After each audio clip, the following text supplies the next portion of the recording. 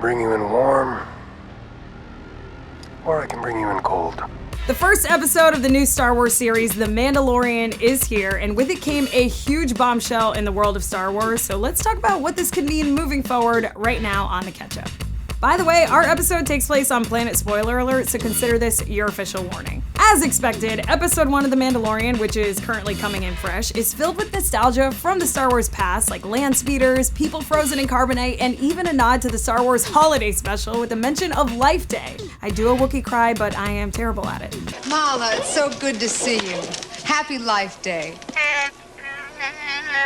But what The Mandalorian dropped on us at the end of the first episode takes nostalgia to an entirely different level with the introduction of Baby Yoda. Or at least a baby that looks like Yoda. Is it his kid, his nephew, Yoda reincarnated, a ghost? We have so many questions, and according to Twitter, we weren't the only ones freaking out. You must unlearn what you have learned. Of course, the Yoda we know and love died in Return of the Jedi at the age of 900, which is why it's no surprise that the baby in the show was described as being 50 years old. But honestly, beyond that, we don't know much about Yoda's species, including its name. But move over Ewoks and Porks, because Baby Yoda is officially the cutest, most merchandisable thing we've ever seen. Now, we have seen at least one other member of Yoda's species when Yaddle, a female, appeared on the Jedi Council in the prequel trilogy. Her role wasn't major, and she died before the events of the original trilogy, so as far as we know, this child could be the last known member of Yoda's species.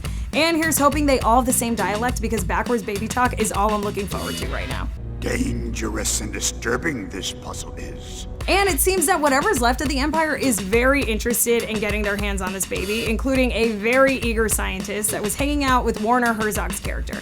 And considering the history of the Force in Yoda and Yaddle, we gotta think that this baby is extra special and needs to stay out of the wrong hands, and it also means we'll maybe see the power of the Force in action in The Mandalorian.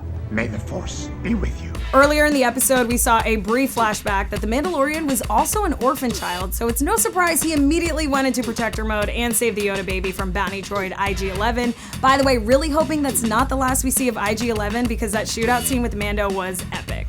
So as the series unfolds, the Mandalorian might shift from bounty hunter to nanny, with some speculating that we'll also be seeing the origins of Snoke and the First Order, but we'll obviously have to wait and see for that. It is good to restore the natural order of things. Don't you agree? One thing is for sure, the show is off to a good start so far. Nerd Reactor's John Wynn said The Mandalorian is able to capture the magic of Star Wars in its first episode. While Tim Stevens of Comicsverse said the Western-esque tone is a smart fit for the universe. And fans agree, with one tweeting out, Mandalorian may be one of the best pilots I've seen in a while. But it's time for us to kick it over to you. Who do you think the baby alien is or belongs to? And are you excited for more episodes of The Mandalorian? Let us know all your thoughts and feelings in the comment section. And for more Star Wars news, head on over to RottenTomatoes.com. And good news, our first book, Rotten Movies We Love, is out right now. It celebrates 101 movies that are coming in green, but definitely worth checking out. As always, thanks for watching the catch-up. If you like this episode and you want to see more, subscribe and click that bell icon. I'm Naz Perez, and we'll see you guys in the next video.